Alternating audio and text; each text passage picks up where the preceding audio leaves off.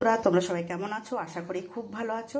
দেখো, আমি বাজারে গেছিলাম, বাজার থেকে আমি এঁচড় নিয়ে এসেছি। তো এঁচড়টা আমি কেটেছি ছোট ছোট করে, তা আমি নুন হলুদ দিয়ে আমি ভিজিয়ে রেখেছি। আর এখানে দেখো আলু কেটে রেখেছি, আর এখানে চিংড়ি মাছ। তা আমি আজকে এঁচড় চিংড়ি করব। তা আমি কিভাবে করব শেষ পর্যন্ত ভিডিওটা দেখতে থাকো। প্রথমে আমি প্রেসারে দিয়ে দেবো, দিয়ে আমি একটা সিটি মেরে নেবো।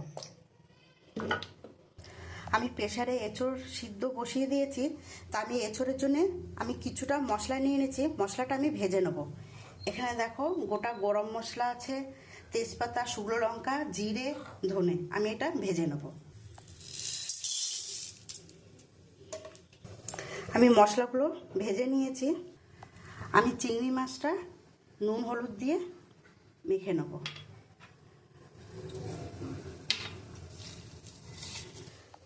আমি চিংড়ি মাছটা ভাজতে দিই।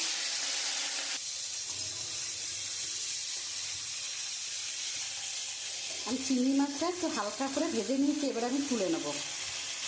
আমি ওই মাছ ভাজার তেলের মধ্যে জিরে আর তেজপাতা ফোড়ন দেবো।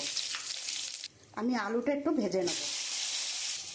আমি এঁচড়টা আমি একটু দেখো সিদ্ধ করে নিয়েছি, আমি ওর মধ্যে এঁচড়টাও দিয়ে দেবো। আমি এখানে আদা, রসুন, পেঁয়াজ পেস্ট করে রেখেছি। আমি মশলাটা এখন দিয়ে দেবো।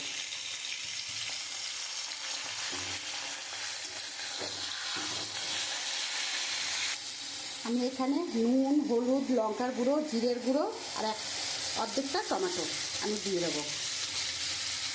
আমি মশলাটা দিয়ে দিয়েছি, এবার খুব ভালো করে আমি কষাবো। আমি এবারে চিংড়ি মাছগুলো দিয়ে দেবো।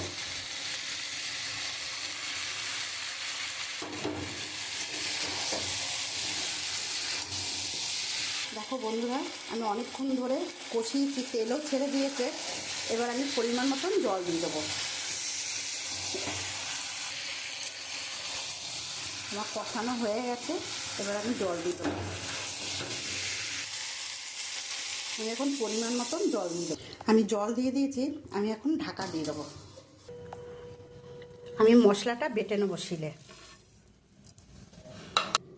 মশলাটা আমি বেটে নিয়েছি, এবার আমি তুলে নেব। দেখো আমার এঁচড়ের তরকারিটা হয়ে এসছে, আর একটু হবে, সিদ্ধ হয়ে গেছে।